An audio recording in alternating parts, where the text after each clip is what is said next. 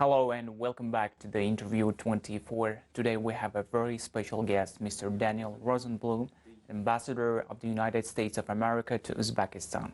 Thank you for joining us today. My pleasure. I'm glad to do it. It's been a 3-year-long and productive journey in Uzbekistan. What is your feeling like after you have done, and your team has done, so much to develop ties between the United States and Uzbekistan? Well, first of all, it feels to me like more than a 3-year journey because it actually has been. I've been coming to Uzbekistan since 2002, I think, so almost 20 years. I've only been living here for 3 years and working intensively, but over that 20-year period, I've learned a lot about your country and also have seen a lot of change.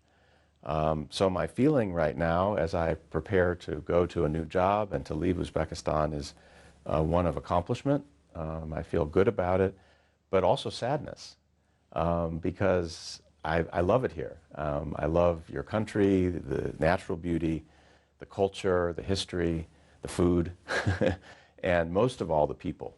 And I think that's what I'll miss the most. I'll miss the generosity and the hospitality of the people of Uzbekistan.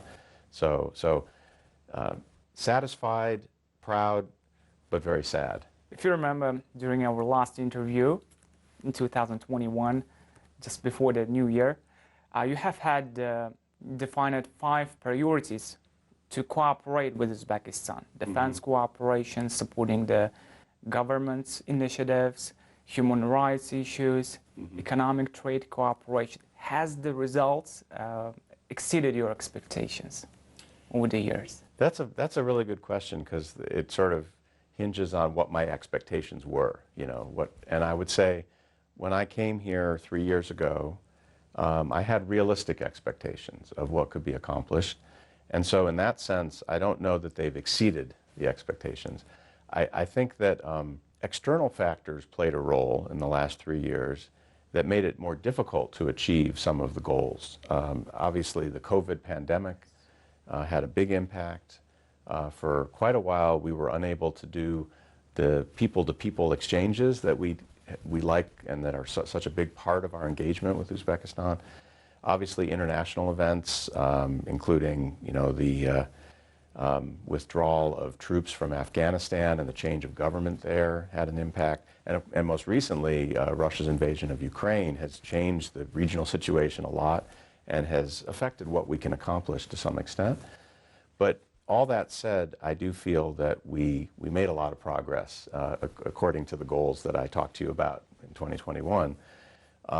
And just to take one example, there's many, but to take one example, I think in security cooperation, we've come a long way in our military-to-military relations. We do a lot of joint training now between the two militaries. Law enforcement cooperates very extensively to try to solve criminal cases, trans-border criminal cases, and to fight terrorist groups.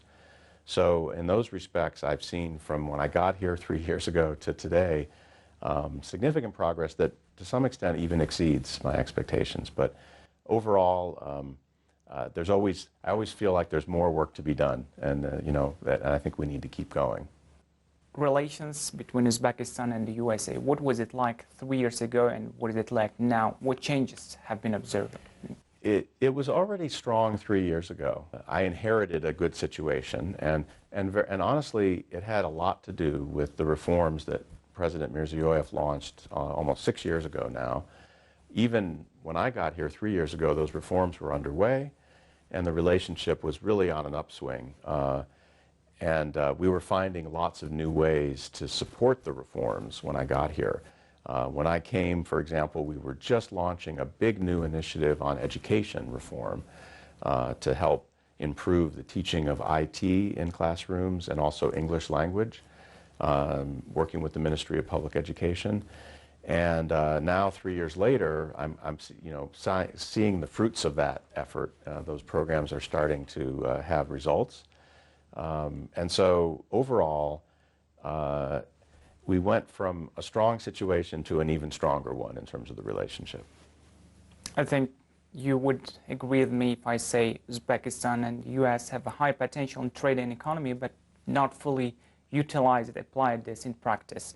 So in your opinion, what needs to be done to develop this relation, economic relation? Mm-hmm.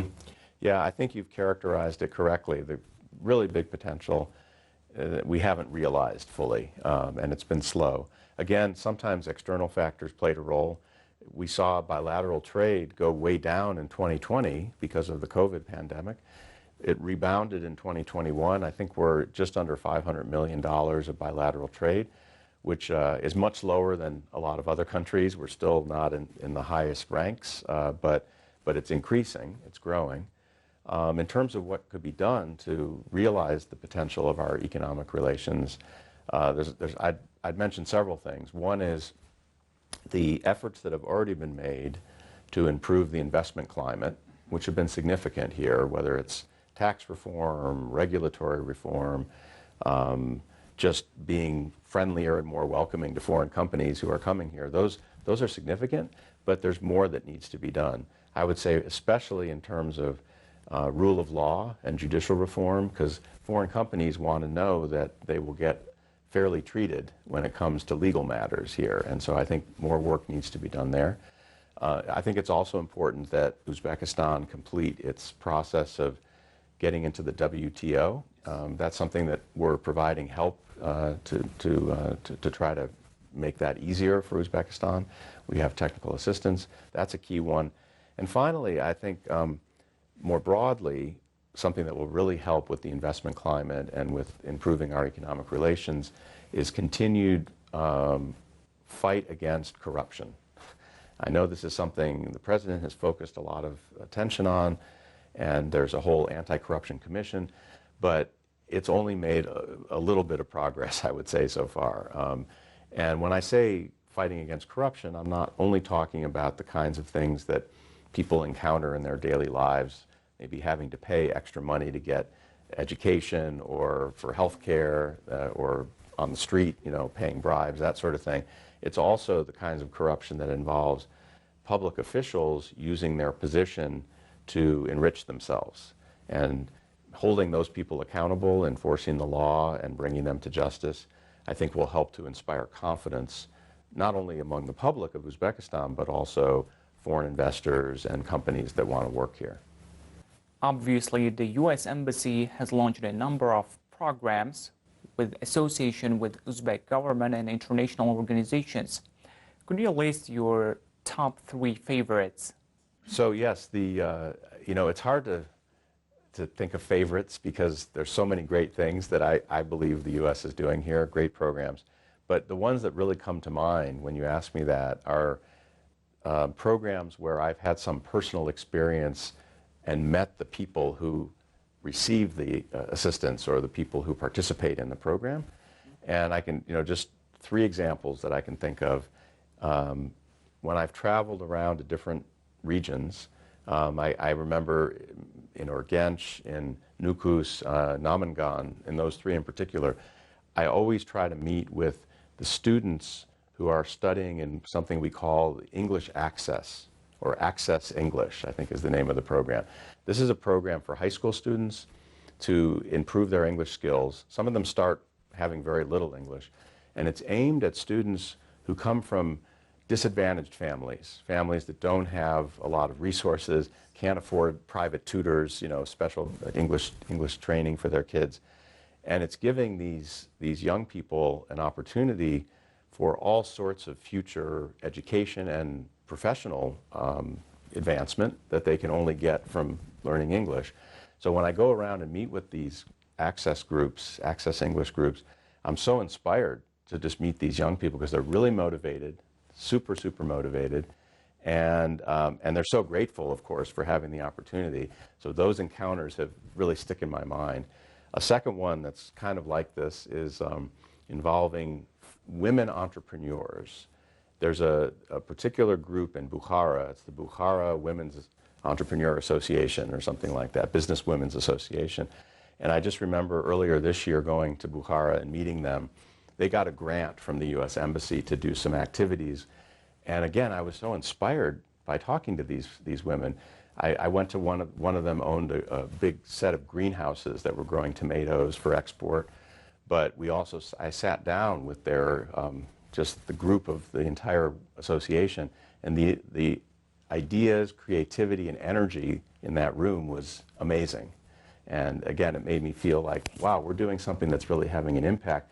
It's appreciated, and they're using it for such good purposes. And then the other one that comes to my mind is when I've traveled to different places and seen the cultural preservation projects that our embassy supports. This is where we give money to help restore some important aspect of Uzbekistan's cultural legacy, its cultural history. So I was in Khiva, the Toshkholi Palace there.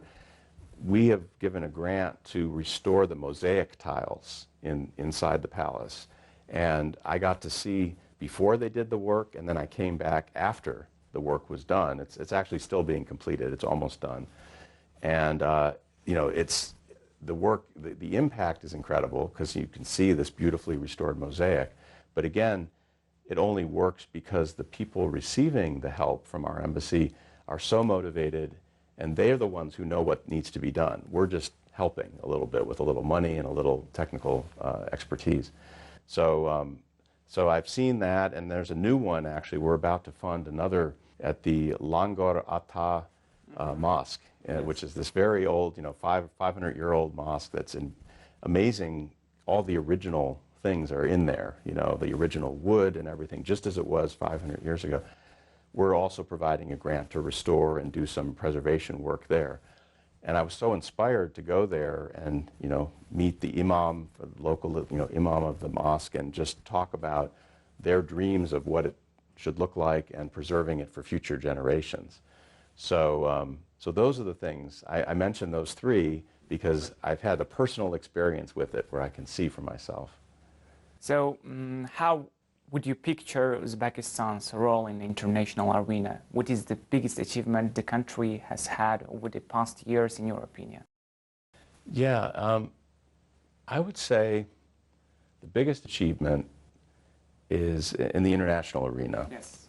Is President Mirziyoyev's reorientation of policy towards the neighbors, the immediate neighbors. So I know from the very beginning when he came in, he said, my priority is the neighbors first, right? Let's improve relationships with Kazakhstan, Kyrgyzstan, Turkmenistan, Tajikistan. And I think that's so important, and because that will really ensure stability in the region, and it will also make all of Central Asia better able to stand up to the rest of the world and have its own independent policy. By cooperating, the 5 countries are each stronger themselves. And I think the President recognized that and not only said he was going to do it, but then took the practical steps to make it happen, improving, making it easier for people to cross borders, to travel back and forth, to visit relatives or to do trade, resolving long-standing disputes between countries over the use of water, over where the border should be drawn, drawing the borders.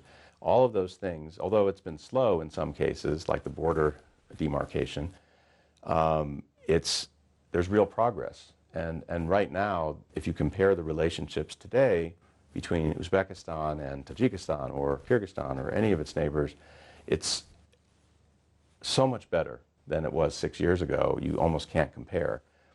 And I think that's to the benefit of the people of Uzbekistan, and it's to the benefit of the world. So that's what I would identify as the biggest achievement. Thank you very much for your time, and wish you all the best in your future activities and service. You're welcome. Thank you.